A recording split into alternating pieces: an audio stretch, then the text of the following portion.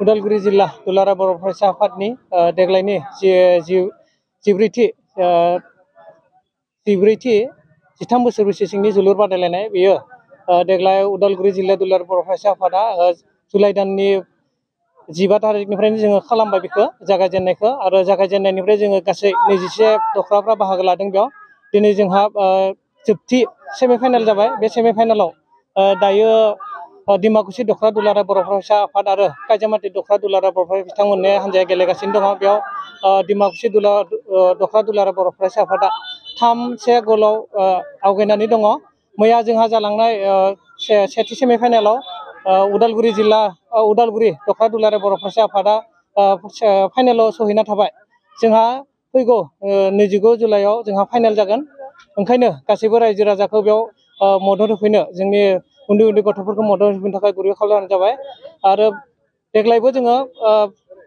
मिरु दुलाराय बर' फरायसा आफादा खुंजानो गोनां जिथु 13 बोसोर सिंनि जोलुर बादायलायनाय बेयाव जोंनि गेलेग्राफोरखौ बेयावनो सायख'ना लानाय जादों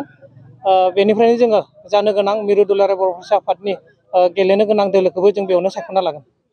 दुलाराय बर' फरायसा आफादनि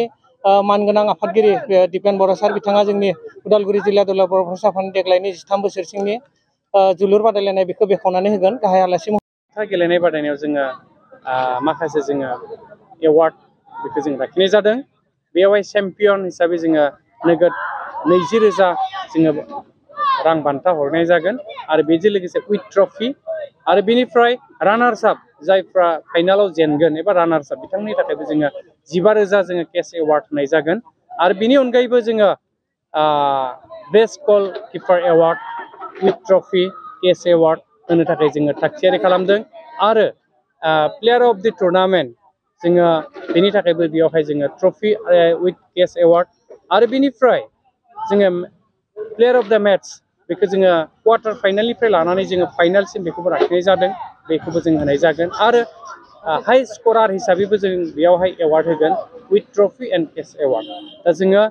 बेयावहाय आरो बिनि अनगायैबो जोङो रंगिना संगिना जोंनि बर'नि हारिमुवारि जि मोसानाय रोजाबनाय मेथाइ खननाय बेफोरखौबो जों बेयावहाय जोङो कालारफुल सानसेनि हाबाफारिजों जोङो बेखौ खुंफुंनो थाखाय थि खालामदों।